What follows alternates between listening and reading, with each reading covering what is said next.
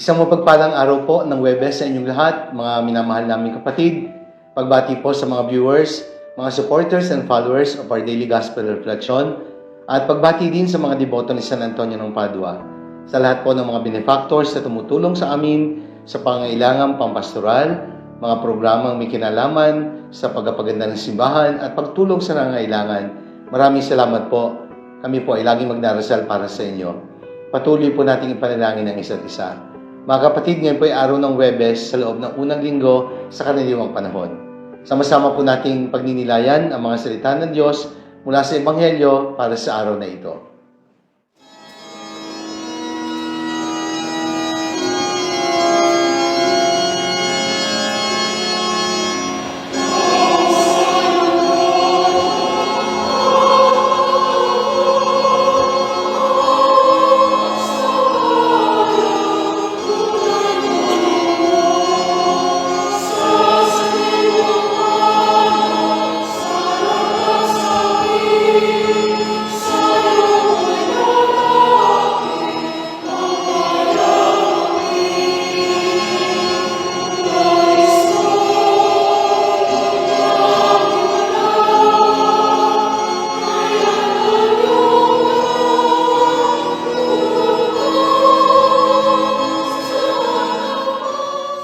Mga kapatid, ngayon pong araw ng Huwebes, sa unang linggo sa karaniwang panahon, pagninilayan po natin ang mabuting balita ayon pa rin kay San Marcos.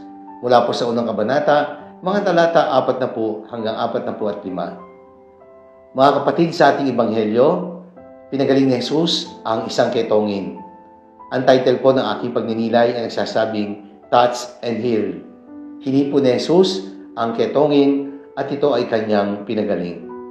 Sa panahon po ng ating Panginoong Jesus, when the Jews had very little knowledge about bacterial or viral diseases, katulad po ng SARS, ng COVID-19, ng walking pneumonia na meron po tayo ngayon, meron po silang kaisipan or notion regarding illnesses or sickness na nakakahawa.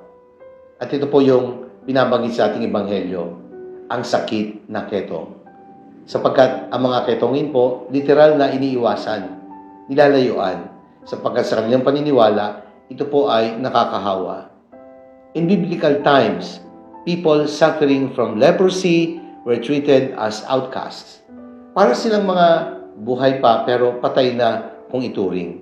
Living dead, ika nga, because there was no cure for this kind of disease, which gradually left a person disfigured through the loss of fingers, the loss of toes, and eventually even the limbs.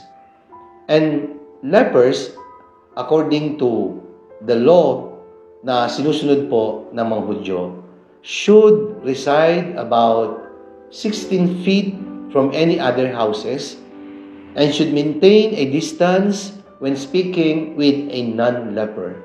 Aba, 16 feet, ang layo po nun. Talo pa ang social distancing natin sa panahon natin ngayon. And lepers had to stay in the periphery of the society, in non-populated areas, katulad ng disyerto, mga kuweba, territorial boundaries.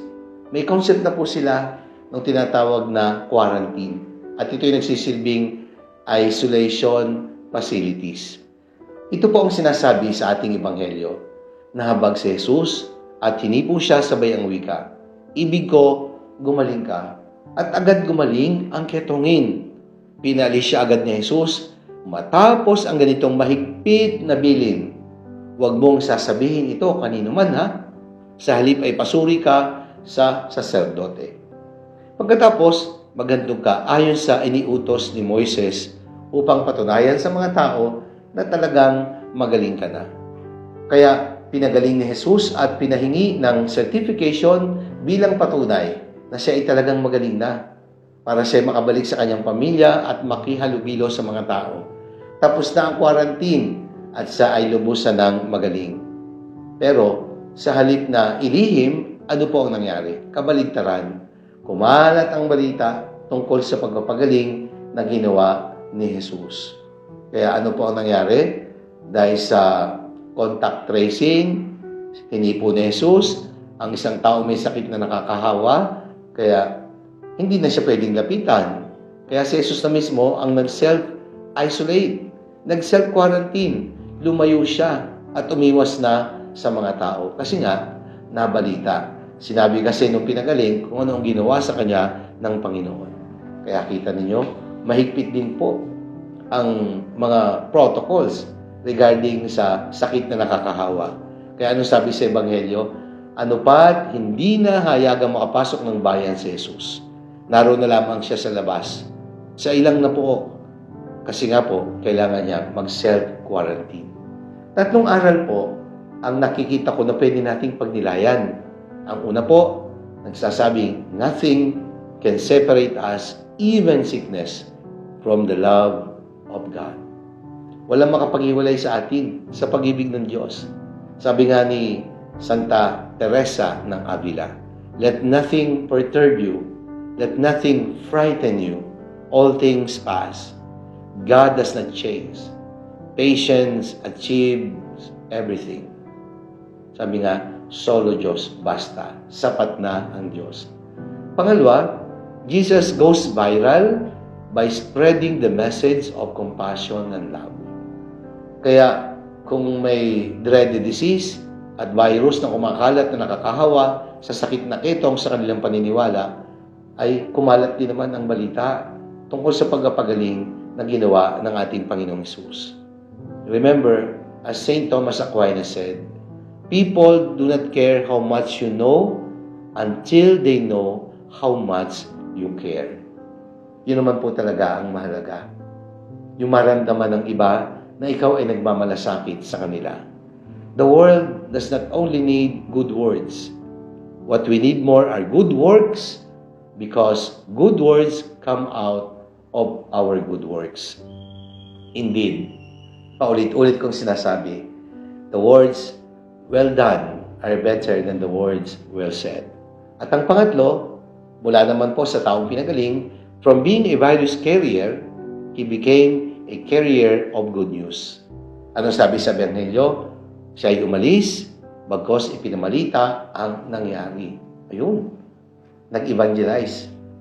Pinahayag sa iba ang kagandahang loob ng Diyos sa kanya. Hindi niya mapigil yung kanyang saya at yung mabuting balita na kanyang taglay. Hindi niya napigilang ibahagi sa iba. Kahit na nga sabihin na nating may bilin si Jesus.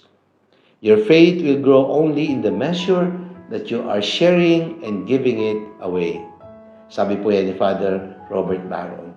Kaya mga minamahal kong kapatid, si Jesus ang larawan ng mahabaging Diyos. Sa Kanya naramdaman natin ang pagiging malapit ng Diyos. Ang lalaking ketongin, hinipo at pinagaling. Hingin din natin sa Diyos ang biyaya na hipuin niya ang ating kalooban at pagalingin tayo hindi lang sa pisikal na sakit, kundi sa maraming sakit ng puso at kalooban. Manalangin tayo. Ama naming makapangyarihan, Diyos na mukha ng pag-ibig at habag. Maraming salamat po sapagkat sa tulong ng iyong mga salita, patuloy mong hinihipo ang aming kalooban at unti-unti mo kaming binabago upang maging buhay na larawan ng iyong pag-ibig at habag. Amen. Maraming salamat po mga minamahal kong kapatid. Sana po nagustuhan niyo at nakatulong ang ating pagninilay sa araw na ito. Sakaling inyong nagustuhan at nakatulong, i-like po ninyo at i-share. Ibahagi natin ang mensahe ito sa ating mga mahal sa buhay, mga kilala at mga kaibigan. Let us fill the world with the message and power of God's living words. Sa lahat po ng patuloy na tumatangkilik sa programang ito, ang Daily Gospel Reflection, maraming salamat po sa inyo. Pagpalain tayo ng makapangyarihan Diyos, Ama, at ng Anak, ng Espiritu Santo. Amen.